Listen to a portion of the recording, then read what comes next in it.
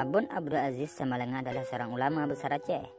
Salah satu karya beliau untuk bangsa ini adalah lahirnya ulama-ulama penerus beliau yang gigih mempertahankan itikad Ahlussunnah wal Jamaah.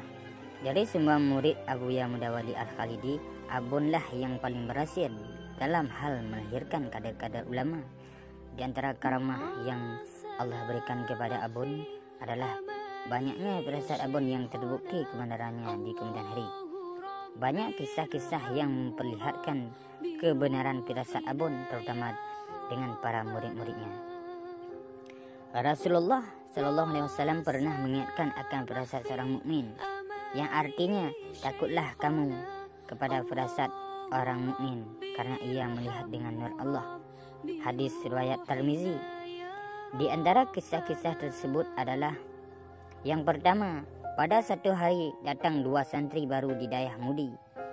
Pada saat menghadap Abun, salah satu dari murid baru tersebut dipandang oleh Abun dengan cukup lama. Setelah kedua santri tersebut keluar, ketika ditanyakan hal tersebut, Abun menjawab, esok hari ia akan pergi meninggalkan daerah, sedangkan yang seorang lagi akan bertahan di daerah selama beberapa saat. Esok harinya hal ini terbukti. Saat yang dipandang oleh Abun tersebut langsung hengkang dari daerah, sedangkan yang satu lagi tetap bertahan beberapa tahun.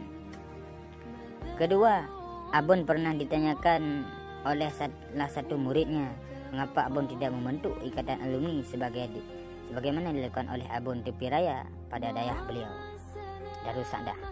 Abun menjawab, itu tidak perlu saya pikirkan.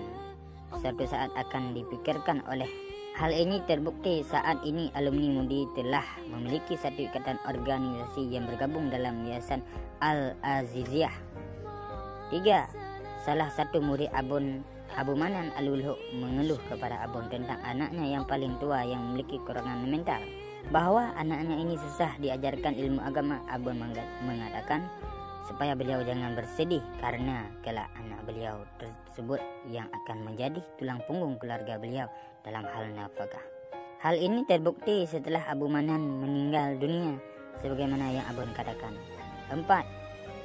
Pada awal-awal Abu Dawud Luk Nibong mendirikan daerah dan belum didatangi para santri sampai beberapa tahun, Abun telah berpesan bahwa daerah Abu Dawud akan maju dan beliau akan kewalahan menyediakan kamar penginapan untuk santri.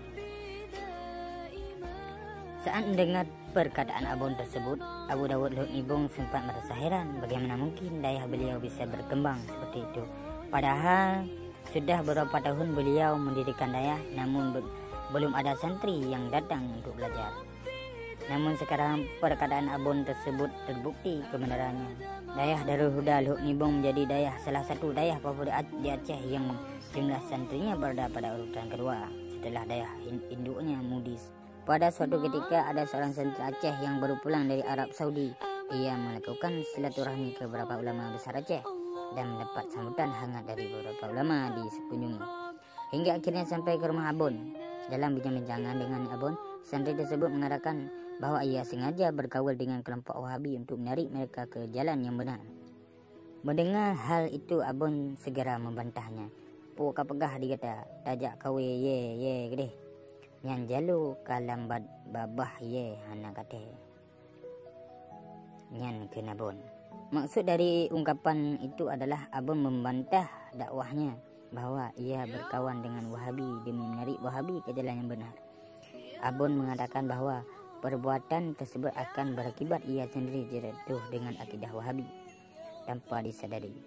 Hal itu terbukti di kemudian hari. Pada saat itu belum tampak geligat yang berbeda pada diri santri tersebut.